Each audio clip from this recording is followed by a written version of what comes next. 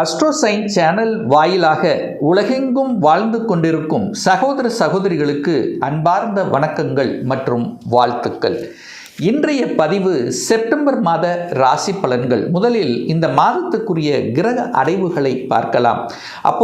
இந்த செவ்வாய் பகவானானது மிதுனத்தில் இருக்கக்கூடிய செவ்வாயானது 18ஆம் தேதி கடகமனையில் அமர்ந்து கொண்டு அங்கு குருவோடு சேர்ந்து நீச்ச பங்கமாக மாறப்போகிறார். அதே போல் சுக்கிர பகவான் பார்த்தீங்கன்னா இந்த செப்டம்பர் மாதம் 2ஆம் தேதி அன்று துலாம் மனைக்கு சென்று அங்கே ஆட்சி பலத்தோட வலிமையாக இருக்க போகிறது. அதே போல் செப்டம்பர் மாதம் 7ஆம் தேதி புதன் பகவான் கன்னி மனைக்கு சென்று அங்கே ஆட்சி பலம் உச்சபலம் அடைய போகிறது. சூரிய பகவான் இந்த மாதம் செப்டம்பர் மாதம் 17ஆம் தேதி சிம்மத்திலிருந்து கன்னி மனைக்கு பெயர்ச்சியாகிறது. சனி பகவான் வக்ரமாக மீனமனையில் வீட்டிருக்க, ராகு பகவான் கும்பத்திலும் கேது பகவான் சிம்மத்திலும் அமர்ந்திருக்கு.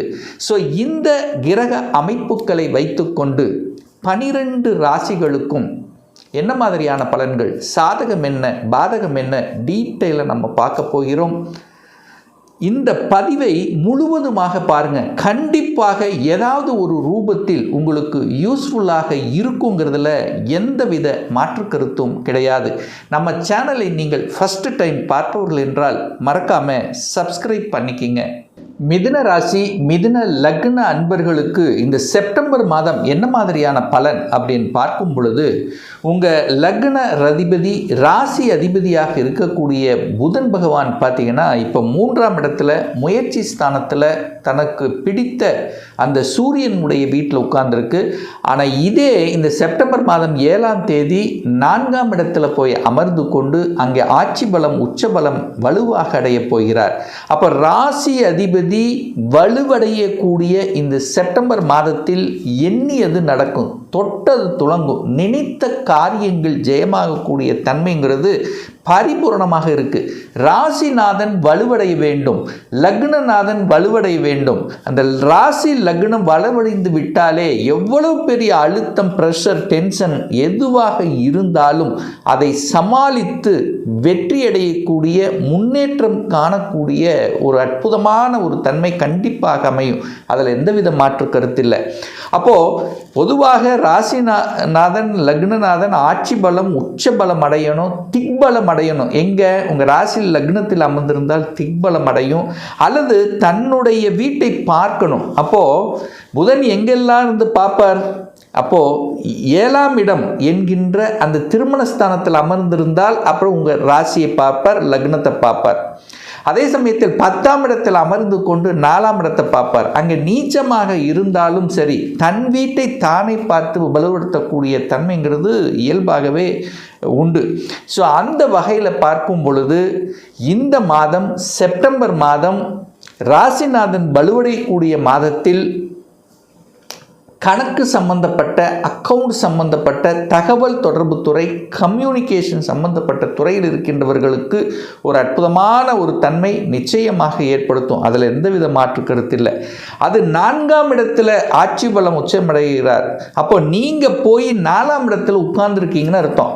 4ஆம் இடத்துல என்னென்ன இருக்குது? தாய் ஸ்தானம் இருக்குது. தாயை பற்றிய சிந்தனை, தாயை பார்த்து கொள்வது, தாய் வர்க்கம் ரீதியாக விஷயத்தில் இருந்து வந்த பிரச்சனைகள் எல்லாம் சரி செய்வது, அங்கே வீடு இருக்குது. வீட்டை பற்றிய எண்ணம், வீட்டை ஆல்டர் பண்ணக்கூடிய தன்மைகள், அல்லது சொந்தமாக வீடு வாங்கக்கூடிய எண்ண ஓட்டங்களை கொடுக்கக்கூடிய அமைப்பு.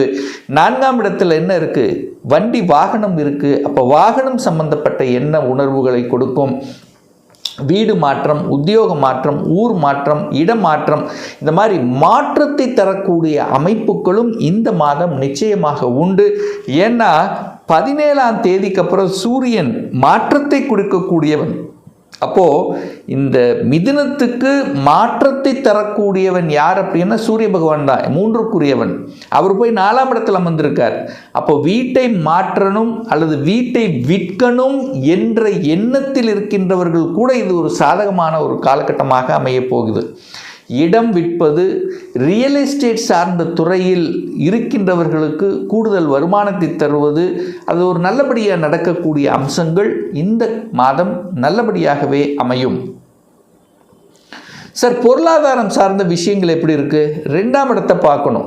அப்போ அந்த 2ஆம் இடத்தில் யார் உட்கார்ந்துருக்கார்? குரு பகவான் உட்கார்ந்துருக்கார். அந்த குரு அப்படிங்கிறது அங்கே உச்சமாக இருக்கார். அப்போது 2ஆம் இடத்தில் குரு உச்சமாக இருக்கார். காலச்சக்கரத்துக்கு குரு பாக்யாதிபதி, உங்கள் ஜாதகத்துக்கு அவர் 9ஆம் அதாவது 10ஆம் அதிபதி, தொழில் ஸ்தானத்தின் அதிபதி. அப்போ அவர் நேர 10ஆம் இடத்தை பார்க்குறார். அப்போ தொழிலின் மூலமாக கூடுதல் வருமானத்தை தரக்கூடிய ஒரு மாதம் இந்த செப்டம்பர் மாதம். புதிய ஒப்பந்தங்கள் கிடைப்பது, அல்லது விற்பனை மந்தமாக இருந்த விற்பனைகள் நல்ல படு ஜோராக போகிறது, பணம் சார்ந்த விஷயத்தில் ஒரு இடத்துல கொடுத்து வச்சுருந்தோம் ரிட்டர்ன் வரல அப்படின்னு இருக்கவங்களுக்கு ரிட்டர்ன் வருவது. அப்போ பணம் பொருளாதாரம் ஏற்றத்தை கொடுக்கக்கூடிய, உங்கள் பாக்கெட்டில் பணம் ஏதோ ஒரு விதத்தில் உங்களுக்கு கிடைக்கக்கூடிய ஒரு அமைப்புங்கிறது இந்த மாதம் உண்டு. குடும்பம் நன்றாக இருக்க போகிறது. குடும்பத்தில் இருந்து வந்த சலசலப்புகள் நீங்க போகிறது. உங்கள் வாக்கு பலிதம் நல்லா இருக்க போகுது. ஏன்னா குரு உட்கார்ந்துருக்கார். உபதேசம் செய்யக்கூடிய துறைகள், தொழில்கள் சிறப்பு. அதாவது சொல்லிக் கொடுத்தல், போதனைகள் செய்வது, இந்த மாதிரி இருக்கக்கூடிய அத்துணை மிதுனத்துக்கும் ஒரு ஏற்ற மாதமாகவே இந்த மாதம் அமையப்பெறும். 3ஆம் இடம் முயற்சி ஸ்தானம், தைரிய வீரியத்தை கொடுக்கக்கூடிய அந்த 3ஆம் இடத்தில் சூரிய பகவான் ஆட்சி பலத்தோடு இருக்கார். 3க்குரிய வலிமை. நார்மலாகவே சூரியன் வலிமையை அடைந்தாலே அங்கே என்ன அர்த்தம்? ஒளி கிரகங்கள் வலிமை பெறணும். ஒரு ஜாதகத்தில் பார்த்தீங்கன்னா சூரியன் சந்திரன் கெடக்கூடாது, எந்த விதத்திலும் கெடக்கூடாது. அப்போது ஒளி கிரகங்கள் என்று சொல்லக்கூடிய அந்த சூரியன் 3ஆம் அதிபதி வலிமை பெறுது, தைரிய வீரியமாக செயல்படுவது, அந்த அதிகாரம் கையில் எடுப்பது, அதிகாரம் உங்களுக்கு கிடைப்பது, அரசு துறையில் புதிய ஒப்பந்தங்களை ஈடுபடுத்திக் கொள்வது. ஸோ இந்த மாதிரி அந்த அதிகாரம், அட்மினிஸ்ட்ரேஷன், தலைமை பண்பு நிரம்பிய மாதம் இந்த செப்டம்பர் மாதம் அப்படின்னு எடுத்துக்கலாம். அப்போது என்ன அர்த்தம்? நிறைய பேர்த்துக்கு ப்ரொமோஷன் கிடைக்க போகிறது, உயர்வு கிடைக்கக்கூடிய ஒரு மாற்றம். சூரியன் போய் 4ஆம் இடத்துல உட்கார்ந்து அமரப் போகும்போது அங்கே சில மாற்றங்கள், இடமாற்றம், ஊர் மாற்றம், உத்தியோக மாற்றம், இந்த மாதிரி மாற்றத்தை சந்திக்கக்கூடிய அமைப்புகளும் இந்த மாதம் மிதுனத்துக்கு சிறப்பு பெறும். இந்த மிதுனராசி என்பவர்களுக்கு பூர்வ புண்ணிய ஸ்தானத்தின் அதிபதி யாருன்னா சுக்கிரன். அந்த சுக்கிர பகவான் ஆட்சி பலத்தோட வலிமையாக இருக்கக்கூடிய ஒரு மாதம். அது எப்படின்னா செப்டம்பர் மாதம் 2ஆம் தேதி சுக்கிரன் 5ல் வந்து உட்கார்றார். அப்போது 5ஆம் அதிபதி வலிமை பெறுது, பூர்வ புண்ணியம் வலிமை பெறுகிறது, குலதெய்வ ஆசீர்வாதம் உங்களுக்கு கிடைக்கப் போகிறது. குழந்தைகள் நலன், அக்கறை திருப்திகரமாக இருக்கும். குழந்தை பாக்கியம் இல்லாத தம்பதிகளுக்கு குழந்தை பாக்கியத்தை கொடுக்கக்கூடிய ஒரு மாதம். அதாவது குழந்தைகளால் சந்தோஷத்தையும் மேன்மை தரக்கூடிய ஒரு மாதம் செப்டம்பர் மாதம் அப்படின்னு எடுத்துக்கலாம். 6ஆம் இடம், அதாவது 6ஆம் அதிபதியாக இருக்கக்கூடியவர் செவ்வாய். இந்த செவ்வாய் தான் இந்த மிதுனத்துக்கு ஆகாதவன். ஏன்னா கடன், நோய், எதிர்ப்பு, பகை, வம்பு, வழக்கை தரக்கூடியவன் செவ்வாய். செவ்வாய் நல்லவன் கிடையாது. அந்த செவ்வாய் உங்கள் ராசிலேயே உட்கார்ந்துருக்கார். எது வரைக்கும் இருக்கார்? 18ஆம் தேதி வரைக்கும் இருக்குது. அப்போது உங்கள் ராசியிலே இருக்கும்போது என்ன? செவ்வாயினுடைய இயல்பான குணம் என்ன? கோபம். இந்த கோபம் தான் வெளிப்படுத்தும். இந்த மிதுன ராசி என்பவர்களுக்கு இந்த மாதம் 18ஆம் தேதி வரை கோபம், ஆக்ரோஷம் முற்றிலுமாக தவிர்க்கப்பட வேண்டும் என்பதை ஞாபகத்தில் வைத்துக் கொள்ளுங்கள். எதிரி உங்கள் தலை மேலே உட்கார்ந்துருக்கான், கடன் உங்கள் தலை மேலே உட்கார்ந்துருக்கு. இந்த கடன், நோய், எதிர்ப்பு, வம்பு, வழக்கு இதெல்லாம் கண்டிப்பாக கூடவே கூடாது அப்படிங்கிறத மைண்டில் வச்சுக்குங்க. அது எது வரைக்கும்னா இந்த மாதம் 18ஆம் தேதி வரை. திருமணம் சார்ந்த சுப காரியங்கள் எப்படி சார் இருக்கும் அப்படின்னு கேட்டிங்கன்னா 7ஆம் அதிபதி உச்சமடைகிறது. அப்போ 7க்குரியவன் திருமணஸ்தானத்தின் அதிபதியாக இருக்கக்கூடிய குரு பகவான் குடும்பஸ்தானத்தில் உச்சமடையக்கூடிய இந்த தன்மையில் அந்த குரு பகவான் பாக்யாதிபதி என்று சொல்லக்கூடிய சனி பகவானை பார்க்குறார். அப்போ நிச்சயமாக திருமணம், சுப காரியங்கள் செய்வது, இடத்தை விட்டு மாறுவது, அதாவது மாற்றம்ங்கிறது கண்டிப்பாக உண்டுன்னு சொல்லிட்டேன். அப்போ வெளிநாட்டு போகிறது, வெளி மாநிலத்துக்கு போவது, ஸோ இந்த மாதிரி மாற்றம் என்பதும் வெளியூர் பயணம் செய்வதும் இந்த மாதம் நல்லபடியாக அமையும் இந்த மிதுன ராசி அன்பர்களுக்கு. நிறைய மிதுன ராசி என்பர்கள் சொந்த தொழில் செய்யணுங்கிற எண்ணம் இந்த மாதம் ஆழமாக உங்கள் மனசில் வெளிப்படுத்தும். சொந்தமாக சுயமாக ஏதாவது ஒன்று செய்யணும், அட்லீஸ்ட் ஒரு பார்ட் டைமாவது பண்ணணும் அப்படிங்கிற எண்ணம் கண்டிப்பாக உதயமாகக்கூடிய ஒரு மாதமாக இந்த மிதுனத்துக்கு அமையப் போகிறது. சார், இந்த மாதம் தெய்வ வழிபாடு சொல்லுங்கள் சார். எந்த தெய்வ வழிபாடு உகந்தது அப்படின்னா, இந்த மாதம் 5ஆம் தேதி, செப்டம்பர் மாதம் 5ஆம் தேதி சனி பகவானுடைய ஜெயந்தி சனிக்கிழமை வருது. அன்றைக்கு நவகிரகத்தில் இருக்கக்கூடிய சனி பகவானை சென்று வழிபடுவது ரொம்ப நல்லது. தொழிலில் பிரச்சனை இருக்குது, தொழில் சார்ந்த விஷயத்தில் நிறைய இடைஞ்சல்கள், எதிர்ப்பு இருக்குது, கடன் இருக்குது, நோய் இருக்குது, ஒரு வழக்கு இருக்குது, ஒரு பாக்கியம் நமக்கு கிடைக்கல அப்படின்னு நினைத்து கொண்டு இருக்கின்றவர்கள் எல்லாம் அன்றைய தினம் வழிபடுவது ரொம்ப சிறப்பு. அதே போல் செவ்வாய் பகவானுடைய ஜெயந்தியும் இந்த மாதம் வருது. எப்போன்னா செப்டம்பர் மாதம் 12ஆம் தேதி சனிக்கிழமை என்று செவ்வாய் பகவான் ஜெயந்தி. ஸோ அன்றைய தினம் முருகப்பெருமான் அல்லது நவகிரகத்தில் இருக்கக்கூடிய செவ்வாய் பகவானை வழிபடலாம்.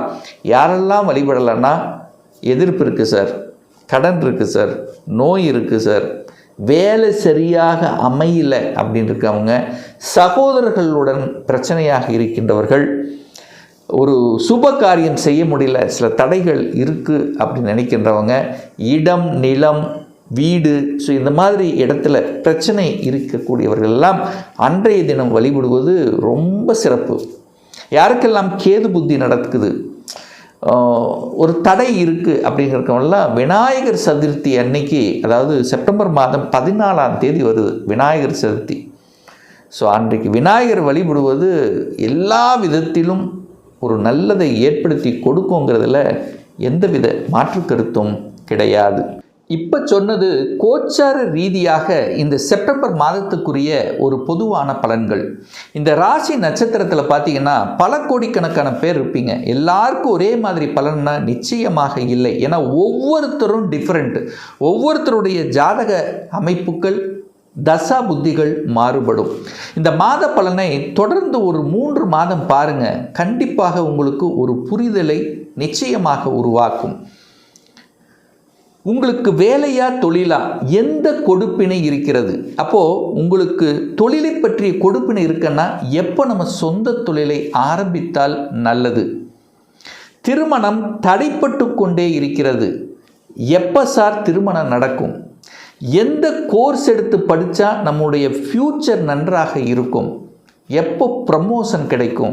எப்போ குழந்தை பாக்கியம் கிடைக்கும்? எப்போ நான் வீடு கட்டுவேன்? இது போன்ற கேள்விகளுக்கு துல்லியமான பதிலை நம்மால் கூற முடியும்.